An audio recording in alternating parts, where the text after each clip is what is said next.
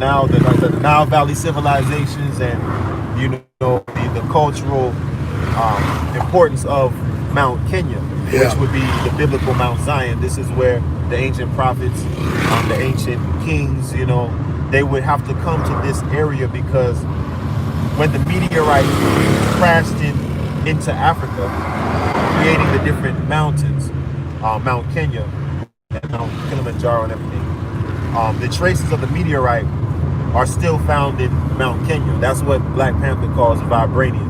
There's a stone out there. It's an actual stone that came from outer space. They call it Ryuki. And that stone is what the prophets use in their gourds, because they use the gourds when they do their divining and stuff. They have the meteorite in there. Now, in the ancient people in Africa, ancient people, they venerated things that came from outer space because it was seen as if it was coming from the heavens. Right? Gotcha. So when you look at Mount Zion now, if you have a stone that literally comes from outer space and crashes into Africa, creates a mountain, a stone, an object coming from outer space. We just keep it real fundamental and simple. Yeah. Something coming from outer space where the heavens are, crashing into the earth, making a mountain that was not there before the stone crashed into earth. There was no mountain. Yeah. After the stone crashed in, there's now created a mountain. Yeah. So this is like God marking his territory with a stone and creating a mountain. This is my mountain. I just created this mountain. Y'all didn't create this mountain. I sent this meteorite to earth and created this mountain. This is the mountain of the Most High. Yeah. See what I'm saying? Yeah.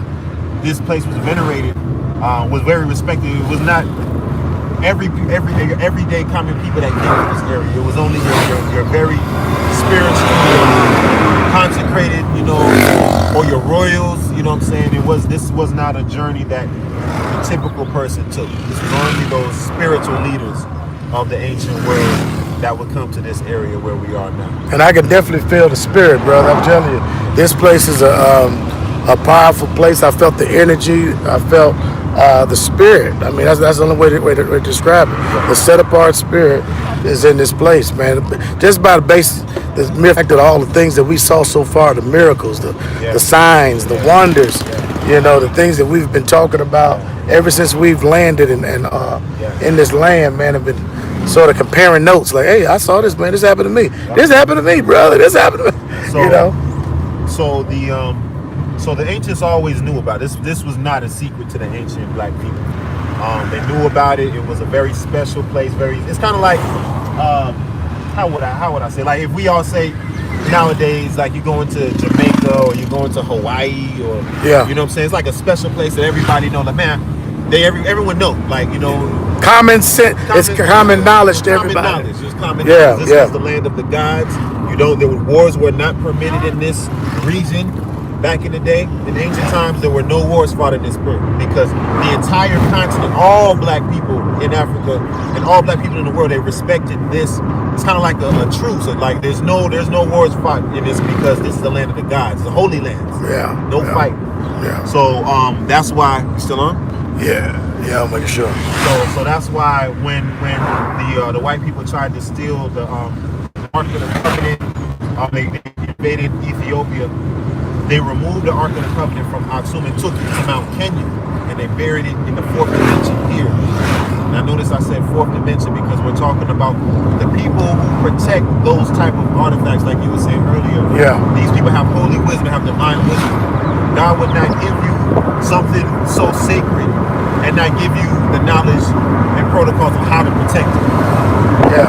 So when they talk about, they was following Jeremiah to the mountain, but but he couldn't find their way back or something like that. I can't remember the exact. Yeah. He went and took the ark, and then it's over in the book of Maccabees.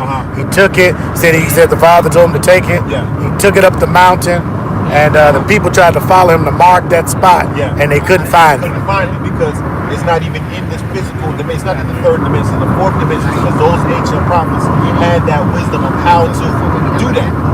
Because we're protected, and it's not just the Ark of the Covenant. There's many other things that are hidden away from this side because they knew that this world, like it's in Esau's world, they had to take certain things Esau could not even have access to. Yeah.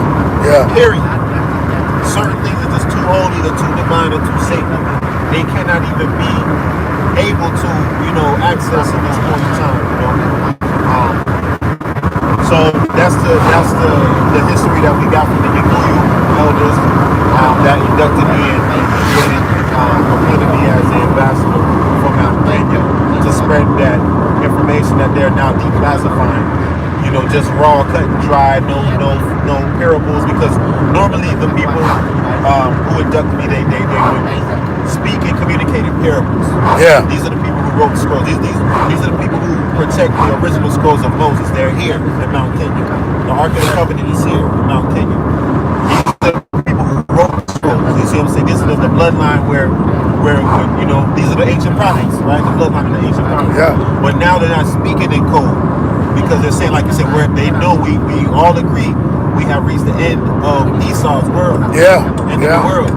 Where it's now. So now, in order to establish the new world, we have to speak clearly. We have to know and be able to give, because the Israelites have been so disenfranchised, and transformed, into somebody else now. We gotta give simple instructions, simple communication, simple, so we can get ourselves back together. Yeah. So they're speaking clearly. Mount Kenya is Mount Zion, not hiding. Powerful. You see what I'm saying? The Gikuyu, these are the only tribe that you'll probably find in Africa that I know about so far who have, on record, you can see in their history, they have denounced the gods of Egypt. Wow. You see what I'm saying? Powerful. Mount Kenya now, that's not to say create division in the sense where I got you. It's just to say, I got in a you. spiritual sense, you know what I'm saying? There came a time where Egypt had its time, and then that time was over, and then the monotheism kicked in.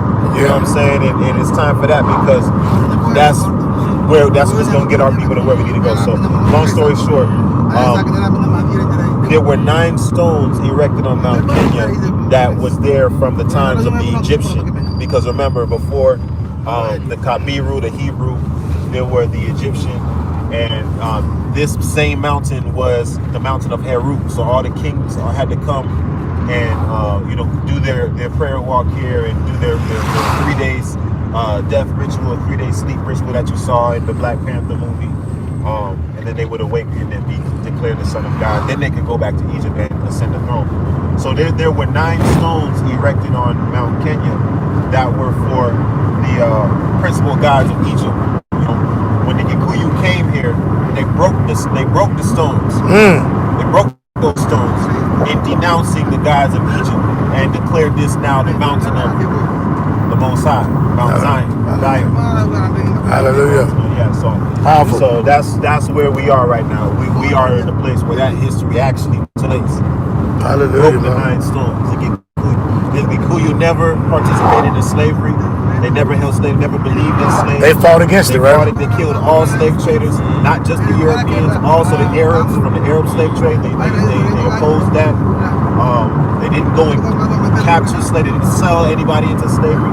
In fact, they were enslaved in the 1950s. Oh, yeah. They were enslaved in the concentration camps up here, under the British, right? British. Yeah. Exactly. Well, hallelujah, brother. Thank you for sharing that for us, man. Yes, sir. For the orders, they need to know that we're on the continent, man. We're in the Holy Lands. This is the highest elevation that you can find in Africa, in all of Africa. West Africa, North Africa, South Africa. This is right here, the highest mountains in all of the whole entire continent. It's a big continent. Very, very big continent, very diverse topography. You'll find a lot of different things, but you'll only find the highest mountains of the gods, or Taneteru, Mount Zion. This is it right here, highest elevation. Literally, where the prophets would go and stand on this mountain, they would look down and see clouds below their feet. Yeah. Literally. So we're talking about, just from a fundamental perspective, when you fly above the clouds in an airplane and you look down, you see nothing but clouds. Right. You can't even see the ground. That's the same thing they saw when they were doing their rituals on Mount Kenya, their prayers, when they actually go up the mountain now. Yeah. You see it I saw the clouds, like I said yesterday, man. That lightning, man, it was just lightning, like it was going. And they said, ain't no rain. Yeah. No rain. Ain't no rain. It was just lightning and flashes of light all around that mountain, brother. So, thank you for sharing that with us today, man. Yes, sir. Peace.